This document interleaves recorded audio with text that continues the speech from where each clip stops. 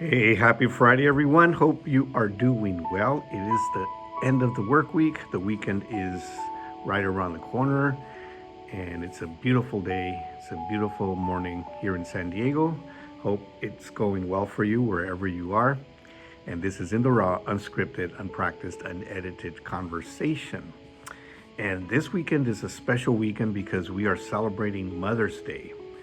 And Mother's Day is on Sunday. Here in the United States, always on the second Sunday of the month. In Mexico, where my family's from and where my origins, it's always on the 10th of May, uh, regardless of what day it falls on. Well, this year is extra special because the 10th falls on Sunday, so we are celebrating Mother's Day for all the moms here in the U.S., but also all the Mexican moms. All the moms that are from Mexico. And I thought I would talk about the mothers in the Bible. There's been mothers in the Bible that we read about that have made an impact in history. And so let's go ahead and just talk about a few of them. And of course, the first mother recorded in the Bible is Eve. And she's the first mother of all humanity and a symbol of life and resilience. She bore Cain, Abel, Seth, and other children, and she represents the beginning of human lineage and the challenges of faith and doubt. You can read about her in Genesis 4:12. Then we have Sarah, the mother of Isaac. She exemplified patience and trust in God despite infertility, waiting decades for God's promise to be fulfilled. You can read about her in Genesis 11 and 21. Next is Hannah, the mother of Samuel. She demonstrated deep faith and perseverance, praying earnestly for a child and dedicating Samuel to God's service, and highlighting selflessness and spiritual devotion. You can read about her in 1 Samuel chapter 1. And of course, Mary, the mother of Jesus. She is a model of obedience, faith, and sacrificial love, trusting God's plan despite uncertainty and nurturing the Messiah. You can read about her in Luke chapter 1.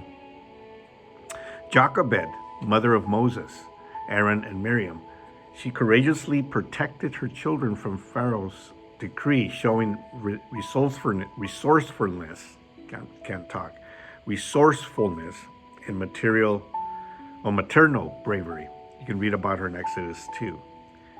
Ruth and Naomi. Ruth as a devoted daughter-in-law and mother of Obed, and Naomi as a guiding mother-in-law, exemplify loyalty, mentorship, and the nurturing of faith across generations. You can read about them in Ruth chapters 1 through 4.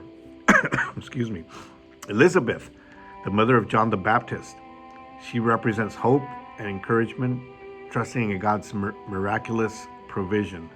You can read about her in Luke chapter 1 as well. Leah and Rachel, the mother of the 12 tribes of Israel. They illustrate complex family dynamics, rivalry, and devotion, with Leah bearing 6 sons and Rachel bearing Joseph and Benjamin. Genesis 29 and 30. Bathsheba, mother of Solomon.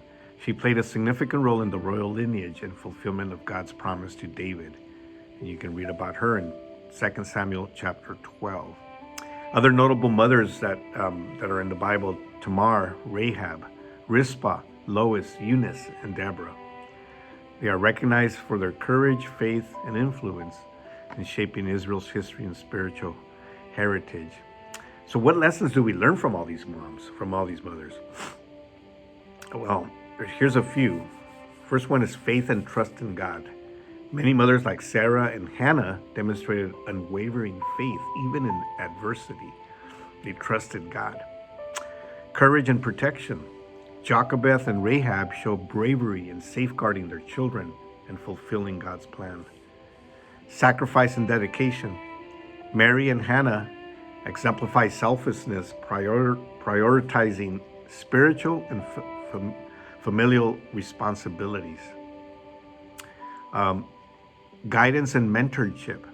Naomi, Lois, and Eunice highlight the importance of teaching and nurturing the next generation. Complexity of human nature. Some mothers like Rebecca, Athaliah, and Athaliah show that maternal influences can be both positive and negative, reflecting moral and ethical challenges. So, biblical mothers collectively illustrate the profound impact of maternal love, faith, and guidance, offering timeless lessons on resilience, devotion, and spiritual leadership.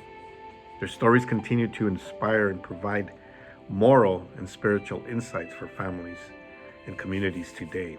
And I'm thankful for those mothers in the Bible because they have paved the way for many mothers that read the Bible and believe in God and what they represent for their families.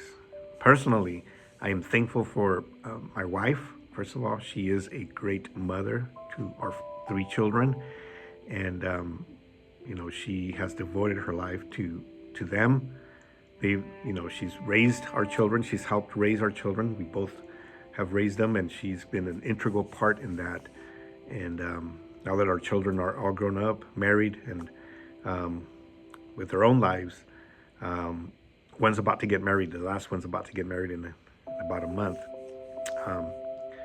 less than a month actually, or no, about a month. Sorry, lost track of time here. Anyways, she's really been there for them, and she's been an amazing mother to my children, and now a grandmother to our grandkids as well. So I'm thankful for her life, and I'm also thankful for my own mother, who's still with us at 87 years old to this date of this video, and she has been an integral part in my life in forming who I am, and along with my dad. But she, was one of the things that I really appreciate about her is that she was a stay-at-home mom all of my life, and my siblings. It was nice to always come home from school, and as I grew up, come home from wherever I was, I lived at home, and she was there. She was there to offer me, lunch, dinner, to offer me all the things that I needed growing up. So I appreciate that. She gave herself for her children. So at her old age, I really appreciate that we still have her, that we still are able to be with her, and congratulations to all the moms. I mean, you have a happy Mother's Day this coming weekend. Make sure that you receive everything that your children will give you with love. They will give it to you with love. Make sure that you open yourself so to be loved even more.